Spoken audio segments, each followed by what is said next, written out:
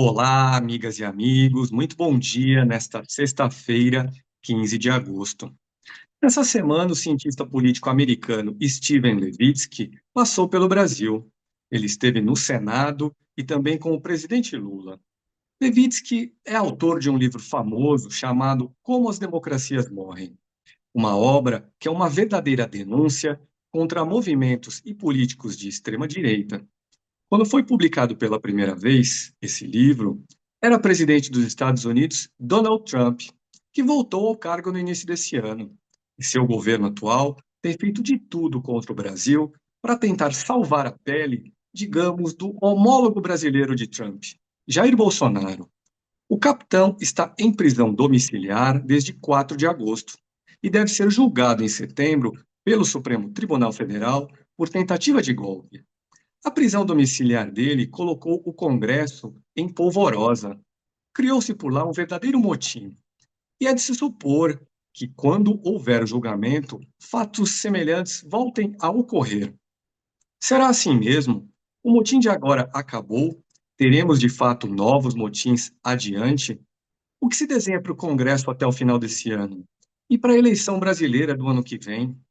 É para uma entrevista sobre esses assuntos que eu, André Barrocal, repórter em Brasília, tenho hoje do outro lado da linha, aqui em Brasília também, o senador Randolfo Rodrigues, ele que é líder do governo no Congresso. Então, ao senhor senador, em primeiro lugar, eu agradeço a gentileza de nos atender. Muito bom dia. Bom dia, André. Satisfação estar falando com você e falar com todos que assistem e leem a Carta Capital. Muito bem, e para aqueles que nos acompanham nesse momento, eu deixo aqui os recados tradicionais do início das nossas transmissões. Gosta aqui do nosso canal no YouTube, mas ainda não se inscreveu nele? Inscreva-se agora. Clique aí no botão. Curta, comente, compartilhe nossos vídeos. Gosta do nosso jornalismo, mas ainda não é um assinante de Carta Capital? Torne-se um agora também. Entre no site www.cinecarta.com.br e se informe a respeito das condições de assinatura. E hoje não será possível fazer perguntas para o nosso convidado, porque essa é uma entrevista gravada. Senador, então ele perguntaria inicialmente o seguinte: por que o senhor fez um esforço aí para que Steven Levitsky estivesse no Brasil, estivesse no Senado, e o que o cientista político americano deixou de mensagem importante durante um seminário que aconteceu aí no Senado nessa semana? André, o Levitsky, no meu sentir, é hoje o principal nome da ciência política para conseguir nos passar o melhor diagnóstico da ascensão, do que ele chama de ascensão de autocracias no mundo, de regimes autocratas, que colapsam a democracia liberal conforme nós conhecemos nos últimos 200 anos. Eles, o professor Levitsky chama de autocracias, eu digo que é um renascimento contemporâneo do fascismo, um modelo de neofascismo que constituiu, em escala global, uma espécie de internacional fascista, que tem nomes distintos, que aí reiterando os termos do professor Levitsky, solapam os pilares do que nós conhecemos como democracia liberal. Trump é um desses referenciais. Erdogan na Turquia é outro. O processo que acontece na Hungria é similar. Milei na Argentina vai na mesma esfera. E tantos outros modelos que têm como princípio destruir os pilares do Estado Democrático de Direito, sempre tendo como alvo preferencial, em primeiro lugar, a atuação dos judiciários, das Supremas Cortes e desmoronar o constitucionalismo moderno. Ninguém identificou melhor isso. Ninguém na ciência política trouxe uma teoria mais adequada e ferramentas mais adequadas de descrição disso do que o professor Levitsky. Primeiro, com como as democracias morrem. E depois, no título português, Como Salvar a Democracia, onde ele dá sequência à avaliação inaugurada em Como as Democracias Morrem. Além disso, eu estive em Harvard em abril para uma conferência lá, para a Brasil Conference. Tive a oportunidade também de ter contato com o professor Levitsky e foi nessa circunstância que achei por bem convidá-lo para vir ao Brasil. Ocorreu que a vinda dele é exatamente no ápice dos ataques do governo norte-americano ao nosso país, arquitetado e articulado junto pela família Bolsonaro. Numa entrevista recente, o cientista político disse que hoje o Brasil são uma democracia maior, digamos assim, são um país mais democrático do que os Estados Unidos. Inclusive, no livro outro do cientista político, um livro recente, intitulado Tirania da Minoria, ele ataca bastante o desenho institucional americano. Segundo ele, é pouco democrático, por exemplo, lá a eleição indireta, é muito difícil mexer na Constituição, tudo graças a regras que têm mais de 200 anos por lá. Mas o que que ele disse especificamente sobre o caso dos ataques do governo Trump ao Brasil, das sanções americanas que têm sido anunciadas contra autoridades brasileiras? André, eu destaco um trecho da aula magna que o professor Levitsky proferiu aqui no Senado, no auditório Petrônio Portela, logo de sua chegada na terça-feira. Abre aspas, diz o professor Levitsky. O que ocorre em relação ao governo de Donald Trump e o ódio dele em relação ao Brasil é que o Brasil está conseguindo fazer com os similares dele o que os Estados Unidos não fez. Só isso já seria uma declaração muito forte. Mas ele completou a declaração dizendo: hoje, estando aqui no Brasil, eu sinto vergonha de ser norte-americano. Mais ou menos ipsiliter foi esses termos da resposta do professor Levitsky. E eu acho que a resposta tem muito diagnóstico, diria eu, com o que está acontecendo nos Estados Unidos e com a reação. Porque não há racionalidade no ataque do governo norte-americano ao governo brasileiro. E é importante que se destaque isso, André. A nossa nação, o Brasil, está sob ataque.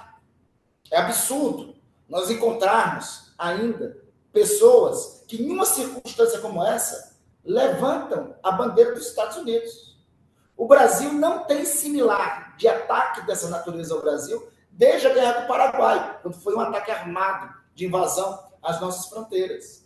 Não tem similar, melhor dizendo, desde o bombardeio nazista contra navios mercantes brasileiros durante a Segunda Guerra Mundial. Então, a reação não tem... A reação, medidas comerciais, protecionismo comercial norte-americano, se justificaria e resolveríamos. Mas o conjunto das medidas, uma carta do senhor Donald Trump ao governo brasileiro, onde nos 2 primeiros parágrafos fala de questão interna, de questão de nossa soberania, tenta-se imiscuir na atuação do nosso judiciário.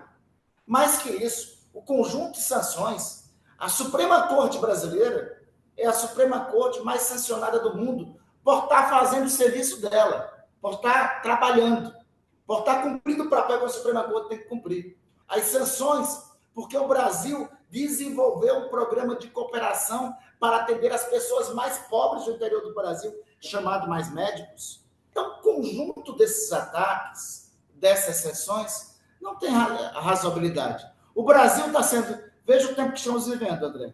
O Brasil está sendo sancionado por ser uma democracia plena, estável, no melhor dos seus funcionamentos. É por isso que eu entendo a declaração do professor Levitsky aqui, dizendo que ele sente vergonha de ser americano com esses eventos. Nessa aula magna do professor Levitsky no Senado nessa semana, ele defendeu que o Brasil faça a regulação das redes sociais. Isso vai acontecer? A regulação das redes sociais é um imperativo histórico não só do Brasil, é um imperativo histórico para o mundo. Nós temos um outro mundo desde a década passada com a ascensão das Big Techs. Aliás, é um outro autor, Faconanis, ex-ministro da economia grega, que fala que nós estamos vivendo a superação do capitalismo, a ascensão de uma espécie de tecno-feudalismo, que tem o capital mudado pela atuação das Big Techs e as nuvens sendo colocadas no lugar do mercado. É este o mundo que concretamente vivemos. Então, nenhuma sociedade, ao longo da história humana, nenhum poder demasiado deixou de ser regulado pelo Estado. Quando surgiu a televisão, nos anos 40, 20, 30, 40, 50, as nações do mundo fizeram questão de regular a atuação da televisão. Desde aquele período, naquele período, passou a ser, não era possível ter cenas de sexo depois das 21 horas, das 22 horas. Né? Então, a regulação da atuação de redes sociais, mais do que nunca é necessário.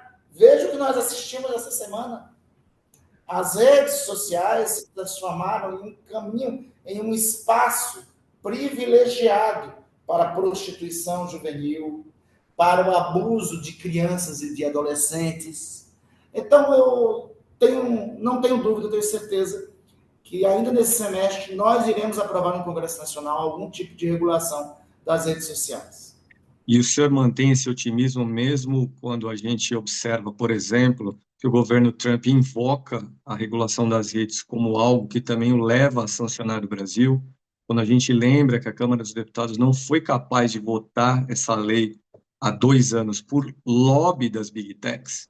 Eu acho que tivemos uma mudança na opinião pública nessa semana, em especial pelos acontecimentos. Aliás, tivemos uma mudança da opinião pública nos últimos meses em relação a isso. E em especial pelos acontecimentos dessa semana, no meu entender, nós tivemos uma mudança da percepção majoritária da opinião pública pela necessidade dessa regulação. Veja, tem uma CPI, foi proposta aqui, que foi assinada pela extrema-direita e foi assinada por nós também, sobre a atuação das redes sociais, sobretudo em relação à exploração da imagem de crianças e adolescentes. Então, por isso, eu estou otimista que nós podemos conseguir isso. Obviamente, isso vai levar a uma contradição entre o governo da extrema-direita, que é o governo de Donald Trump, que não é o governo brasileiro, né? E entre as manifestações deles e a atuação deles aqui no Congresso Nacional. Além da sanção a autoridades brasileiras que participaram da construção do programa Mais Médicos há alguns anos, o governo americano, nessa semana, também investiu contra o Brasil através de um relatório sobre o estado dos direitos humanos no país.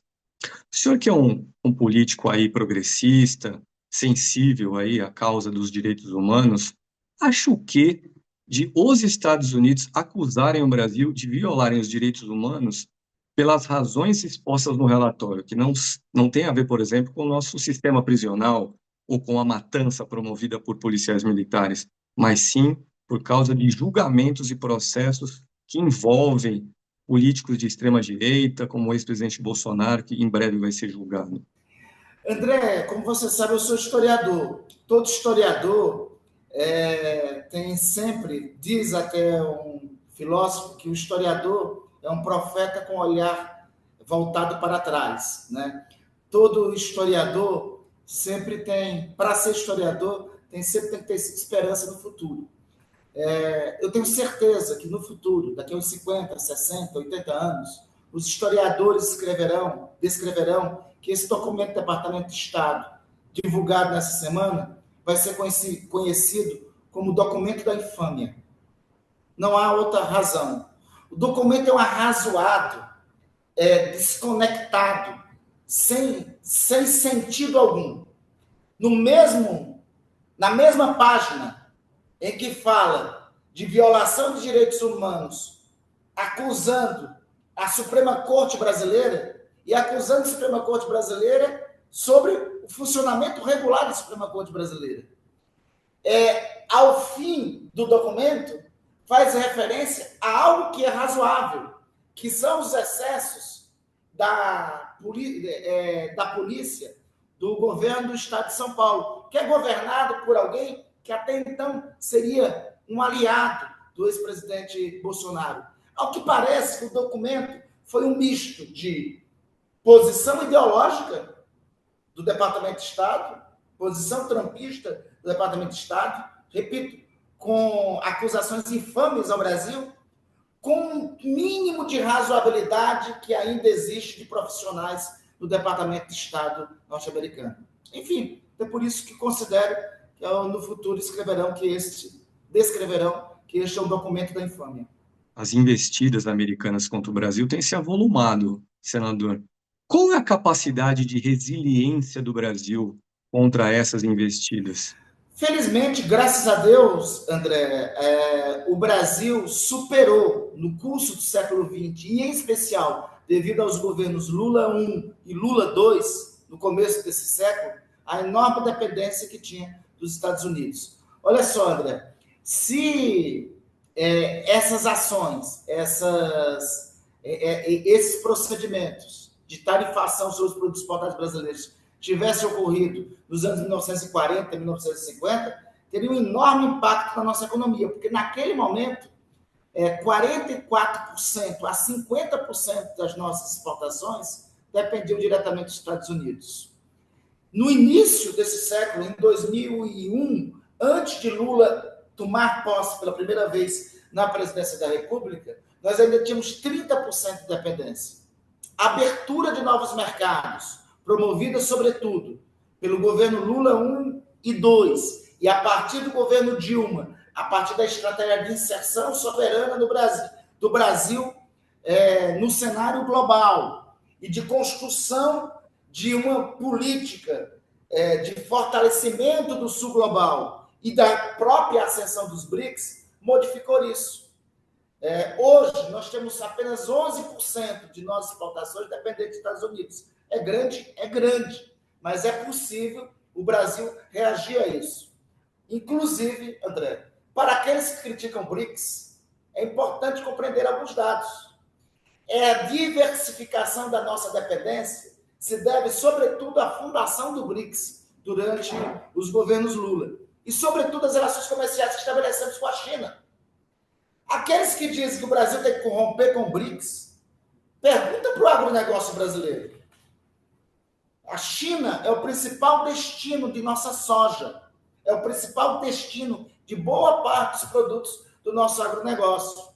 Aliás, se não fosse a existência do BRICS, nesse instante, nós estaríamos numa relação de enorme dependência com os Estados Unidos. E teríamos aí sim, em avaliar até o sacrifício da nossa soberania em nome do impacto econômico que teria aqui para nós. Então, o Brasil tem capacidade de resistir, tem capacidade de reagir, mas esse conjunto de medidas não é bom para o Brasil e é péssimo para os Estados Unidos também. Não é bom para nenhuma das nações. Por outro lado, a interferência do governo Trump está esgotando todos os seus mecanismos. Ora, eles já tarifaram produtos brasileiros. Excluíram depois, na verdade, depois do anúncio da tarifação, excluíram 700 produtos. Eles já sancionaram a ampla maioria dos ministros da Suprema Corte brasileira. Eles já aplicaram a Magnitsky contra o ministro Alexandre de Moraes. Eles sancionaram cientistas, pesquisadores, médicos brasileiros que inauguraram no Brasil um programa de atendimento médico às comunidades mais carentes do país. Então, esgotando desse jeito, todos os mecanismos estão esgotando, qual vai ser o próximo passo deles? Mandar a quarta frota para a costa? Não acredito que se tenha ambiente e condições para isso. Então, os mecanismos do governo Trump estão sendo encerrados de sanções contra o Brasil. E nós, o presidente Lula nos tem orientado. Nós vamos reagir a isso. O Brasil é um país de paz. E nós não vamos reagir com a mesma truculência e com a mesma violência. Mas nós, o Brasil, também não vai aceitar ameaça à sua soberania. Não vai aceitar interferência externa do destino do nosso país. O senhor chefe do Departamento de Estado norte-americano, o senhor Marco Rubio, fique claro disso. O tempo em que o nosso país era quintal, esse é um tempo que não existe mais. O deputado Eduardo Bolsonaro, que está nos Estados Unidos há alguns meses a conspirar com americanos contra autoridades brasileiras, disse recentemente que acha que o presidente do Senado e o presidente da Câmara deveriam ser alvos de sanções também. No caso do senador Davi Alcolumbre, por não colocar em votação ou em andamento um pedido de impeachment do juiz Alexandre de Moraes, e no caso de Hugo Mota, presidente da Câmara, por não pôr em pauta a votação da anistia. O senhor acredita que o legislativo brasileiro também será alvo de sanções? E caso elas venham, qual será também a nossa capacidade de resistir? A atuação dessa família tem se tornado bem cara para o Brasil, né, André? Eles tiraram de nós 700 mil brasileiros na pandemia. O Brasil, na pandemia da Covid-19, foi o país do mundo que mais matou, graças ao negacionismo deles, graças à cloroquina deles, graças às recomendações deles para não usar máscaras, graças às medidas deles contra o isolamento social. Eles são vocacionados a dar golpe de Estado. Não satisfeitos com os resultados das eleições de 30 de outubro de 2022, arquitetaram a atuação da Polícia Rodoviária Federal contra o próprio processo eleitoral. Depois, tentaram organizar bloqueios de rodovias federais para criar um clima de instabilidade no país. No 12 de dezembro, dia da posse, da diplomação do presidente e do vice-presidente, eles espalharam o terror em Brasília. Um pouco depois, na véspera do Natal, se tivesse dado certo o plano terrorista, eles teriam ateado uma bomba no aeroporto de Brasília que mataria milhares de brasileiros. As investigações do plano Punhal Verde e Amarelo dá conta que eles tentaram matar, assassinar o presidente da República eleito, o vice-presidente da República eleito, o presidente do Tribunal Superior Eleitoral. No dia 8 de janeiro de 2023, eles, como último refúgio, tentaram criar uma instabilidade em Brasília para dar um golpe de Estado, destruindo as sedes dos três poderes. Agora, a atuação dele contra o Brasil, única e exclusivamente em nome do pai dele, está custando ao Brasil 30 bilhões de reais. Nesse momento, além das 700 mil vidas e de tudo isso que eu destaquei, o custo da atuação desse deputado federal brasileiro, remunerado pelo erário público, com estrutura de gabinete disponibilizada pelo serviço público, custa ao Brasil 30 bilhões de reais. É esse o custo, nesse momento, da atuação desse deputado federal ao Brasil. Ele vai continuar conspirando contra o país. Ele vai continuar conspirando contra a nossa pátria lá. Eu não duvido de mais de nenhuma outra medida. O que eu posso te adiantar é que eu tenho conversado, sobretudo, com o presidente do Congresso, com o presidente Davi Alcolumbre. Tenho sentido dele muita tranquilidade e resiliência para conduzir o Congresso Nacional, não como o senhor Eduardo quer, mas como deve ser a administração do Congresso Nacional brasileiro, pautado pelas agendas que são importantes ao país. E o senhor diria que o senador Alcolumbre se manterá com a posição de hoje, mesmo que venha a ser sancionado por obra de Eduardo Bolsonaro? Eu tenho essa segurança e certeza. Eu tenho essa segurança e certeza. Mesmo porque, André, a gente tem que perguntar o seguinte: qual é o motivo para abrir um processo de impeachment contra o ministro Alexandre de Moraes? O capricho de um filhinho playboy que está nos Estados Unidos, como diz o presidente Lula, salva meu pai, salva meu pai. É o capricho. A gente vai dobrar as instituições brasileiras ao capricho de um playboy mimado que está nos Estados Unidos, pago pelo dinheiro brasileiro? Acho que não há razão justificativa para isso. Depois da prisão domiciliar do pai do deputado playboy, senador, nós tivemos um motim no Congresso, né, tanto no Senado quanto na Câmara. O senhor diria que depois, aí, passada já uma semana, passados 10 dias daquele motim, tudo já está superado ou existem ainda muitas arestas para parar até que o Congresso volte a funcionar normalmente? André, o fascismo ontem e hoje é vocacionado a dar golpe de Estado. Então, não está equacionado. Eu acho que quem tentou dar golpe nas mesas das casas, tentou que o que aconteceu aqui na primeira semana após recesso foi uma nova semana da infâmia. Foram novos dias de infâmia. Foi um 8 de janeiro de dentro para fora. Foi um 8 de janeiro dos engravatados aqui. Então, concretamente, eu não subestimo o fascismo. O partido nazista na Alemanha não se contentava enquanto não tocou fogo no parlamento. Os fascistas na Itália não se contentaram enquanto não fizeram a marcha contra Roma para tentar impor a vontade deles à força. Fascista é vocacionada a dar golpe. Tentativa de golpe é a ação continuada deles. Tentaram dar golpe durante as eleições de 2022, tentaram dar golpe após o resultado das eleições de 2022, tentaram dar golpe no dia 8 de janeiro de 2023, estão impetrando um golpe de Estado ao Brasil com apoio de uma nação estrangeira de forma covarde e triste, e tentaram dar golpe nas mesas diretoras das duas casas do Congresso Nacional. Então, não subestima, André. Eles, lamentavelmente, enquanto tivermos atuação fascista, nós vamos nos deparar com semanas infames como essas. E se houve o motim quando da prisão domiciliar de Jair Bolsonaro, dá para presumir que vai vir mais coisa, talvez até mais quente, para usar um eufemismo, quando do julgamento dele, não? O senhor tem uma visão, pelo que eu sinto, uma visão pessimista, correto? Sobre desdobramentos desse julgamento? Nós vamos ter que resistir e manter a unidade política de quem defende a democracia, André. Está claro que eles são capazes de qualquer coisa. Veja, quando se conspira internacionalmente contra o seu país, se refugia em nação estrangeira, no pleno funcionamento das instituições democráticas de seu país, para conspirar com o país, se valendo das relações corruptas que tem com autoridades estrangeiras. A atuação desses senhores, André, não é contra o presidente Lula, não é contra o ministro Alexandre de Moraes.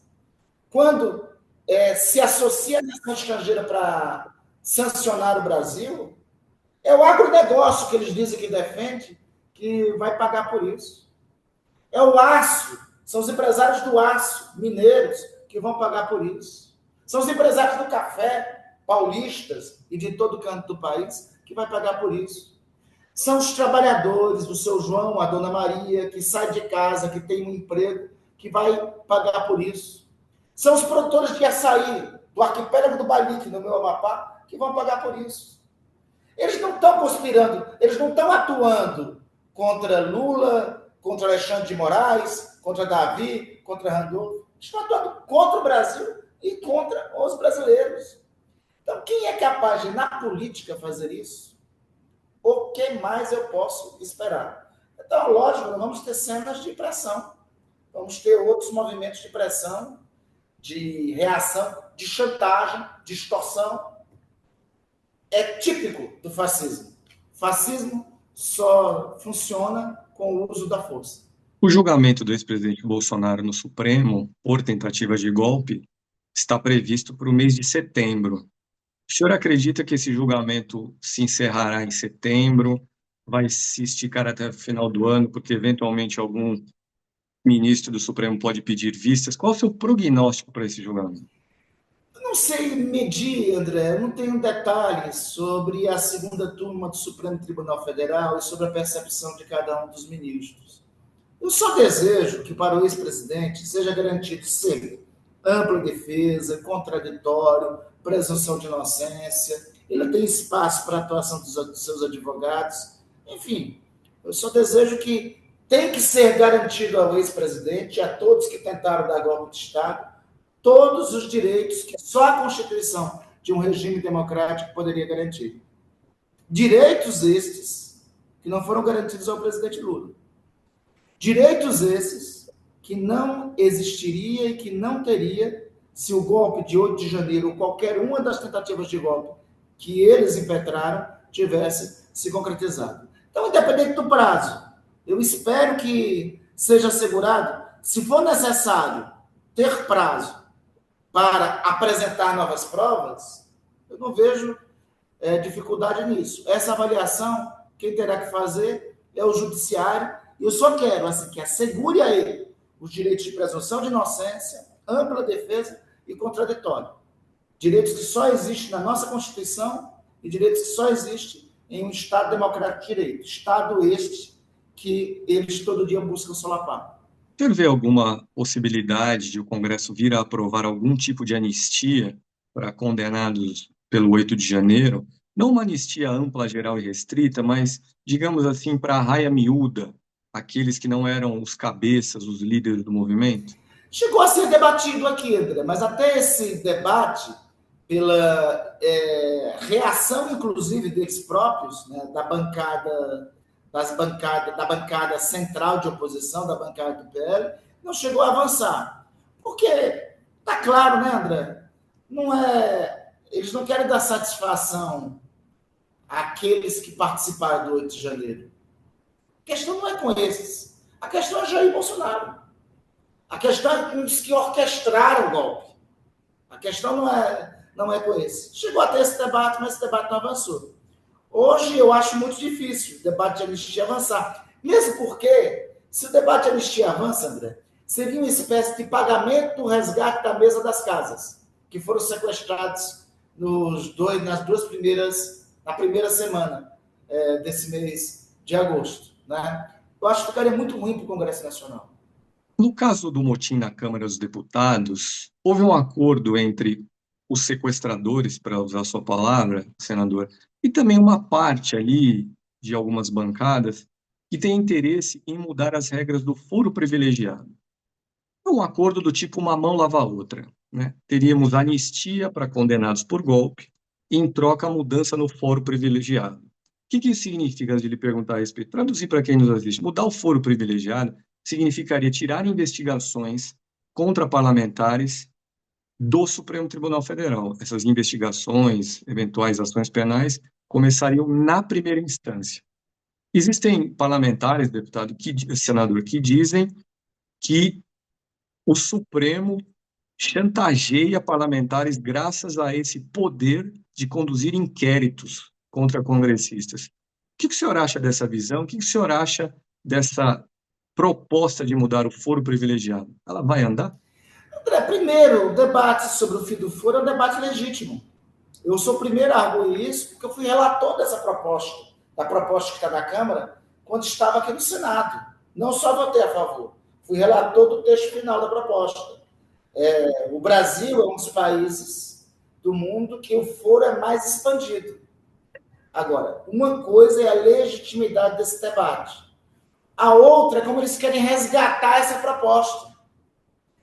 Eles querem transformar o foro privilegiado, o foro por prerrogativa de função, em um foro por conveniência de função.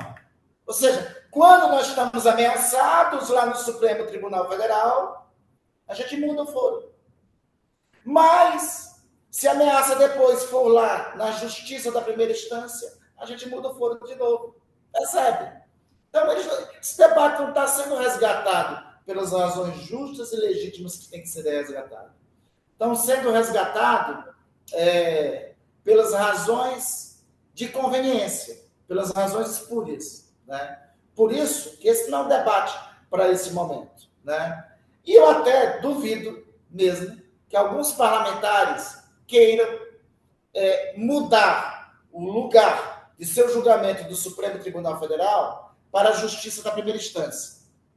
O que me parece é que, mais concretamente, eles querem resgatar essa proposta para criarem uma instância recursal de julgamento.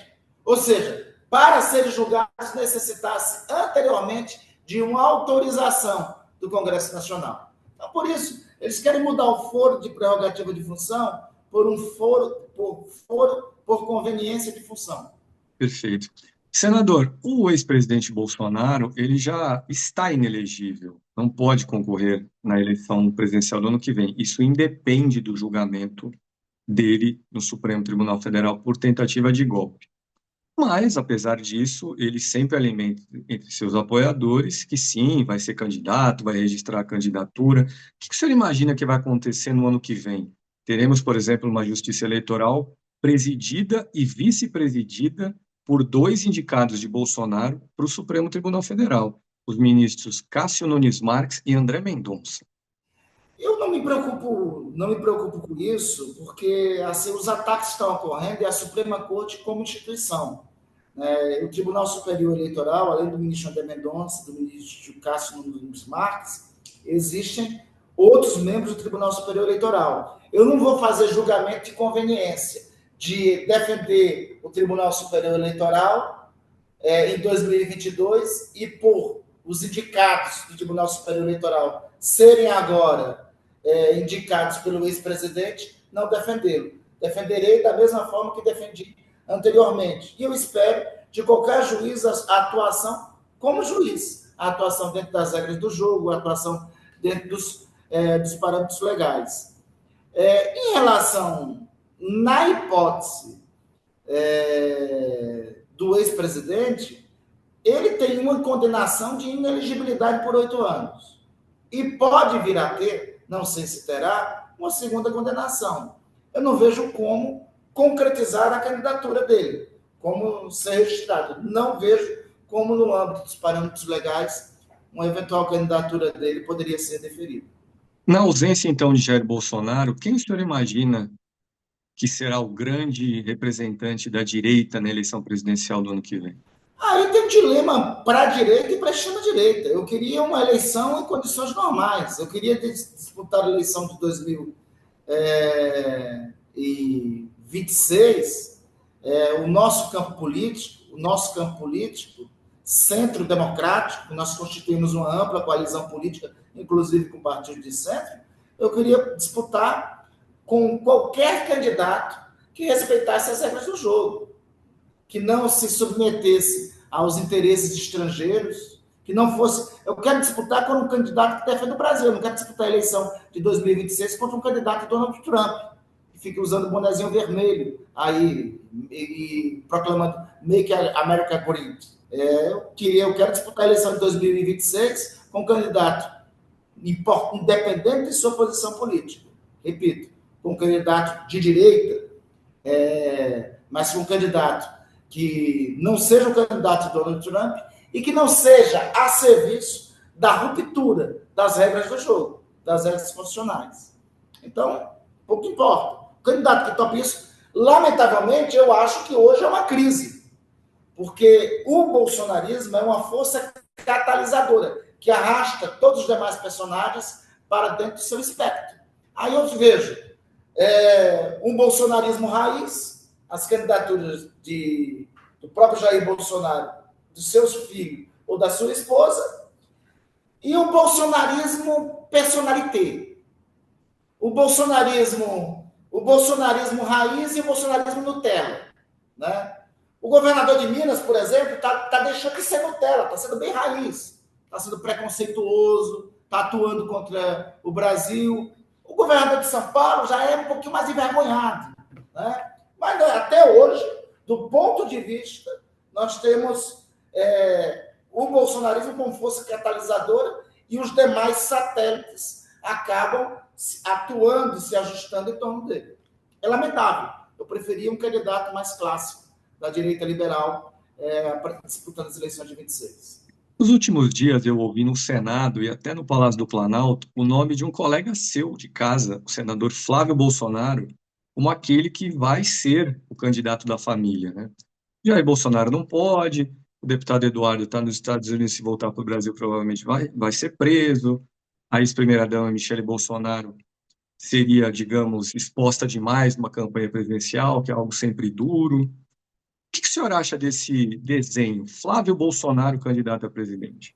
Eu acho que é uma possibilidade, eu acho uma possibilidade bem concreta, porque tem identidade com a família,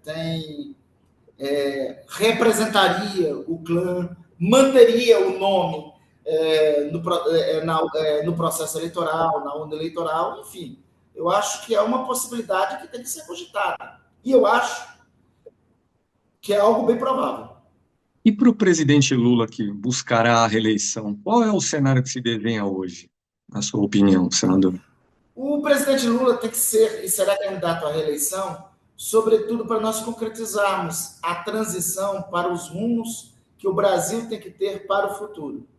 O governo do presidente Lula tem feito 4 anos de unir os brasileiros novamente e reconstruir o país. Junto com isso, agora tem sido colocado diante de um novo desafio, a afirmação soberana de nosso país no mundo. Um cenário global em que nós temos essa ascensão de modelos autocratas, de modelos neofascistas, a eleição do presidente Lula passou a ser uma espécie de última rácio de defesa da democracia contemporânea. Isso foi uma impressão não só minha, mas uma impressão que eu percebi que o doutor, o professor Steve Levitsky teve aqui essa semana ao ver o funcionamento das instituições e ao analisar o cenário de ascensão de autocracias no mundo.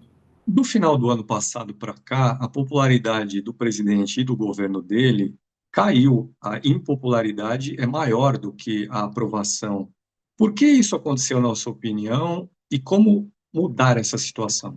Bom, primeiro nós tivemos no curso das situações um problema grave de comunicação. Segundo, nós estamos confrontando uma força catalisadora, o populismo de extrema-direita, o neofascismo, que é catalisador de massas. Nós estamos com uma força social que faz oposição permanentemente, né? Então, isso polariza setores da sociedade brasileira.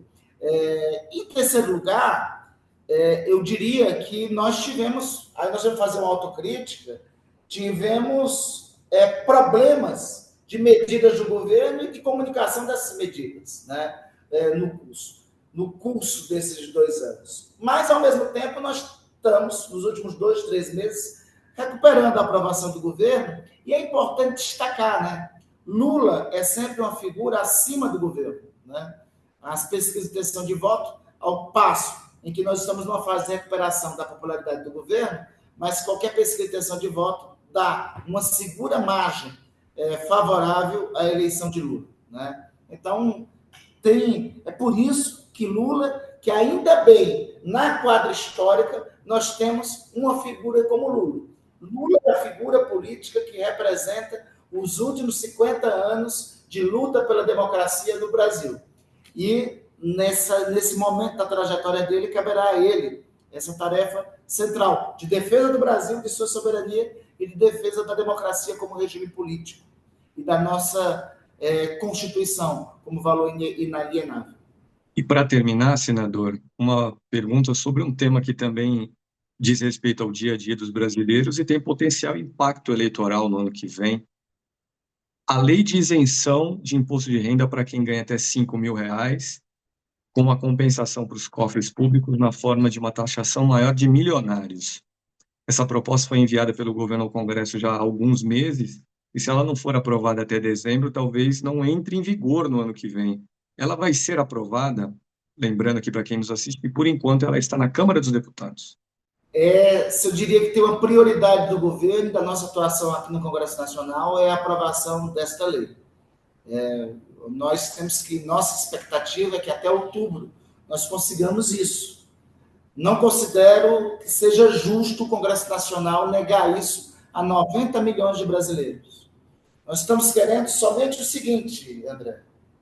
Nós queremos que 90 milhões de brasileiros que recebem até R$ 7.000 e aqueles que recebem até R$ 5.000 não paguem mais imposto. Aqueles que recebem de 5 a 7 mil paguem menos imposto. Em contrapartida a isso, nós só queremos aumentar um pouquinho a tarifação dos bancos. O Brasil é o país que menos tributa bancos no mundo. Nós só queremos aumentar um pouquinho a tributação de 114 mil brasileiros que recebem mais de R$ 1 milhão por ano. Aumentar um pouquinho a tributação desses daí, para diminuir o cenário de grave desigualdade que nós temos. Nós só queremos aumentar a tributação das bets, que tem se tornado uma epidemia e que tem trazido, na atualidade, tanta tragédia para famílias brasileiras, inclusive famílias que recebem como única renda o Bolsa Família. Então, nós estamos querendo tributar estes para que 90 milhões de brasileiros, 90% dos brasileiros que pagam imposto de renda, fiquem sem ser tributados ou paguem a tributar menos. É essa a pergunta a ser feita. É esse o dilema a ser respondido. É a essa questão que o Congresso tem que responder. Nós somos uma das 10 economias do mundo, das 10 maiores economias do mundo, André. e somos o oitavo em desigualdade. Alguma coisa está muito errada em um país que gera tanta riqueza e tem tanta desigualdade.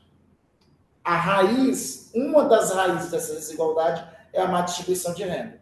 O que o governo está tentando fazer com essa proposta é equilibrar um pouquinho, não é nem resolver, é equilibrar um pouquinho essa terrível distribuição de renda que nós temos em nosso país.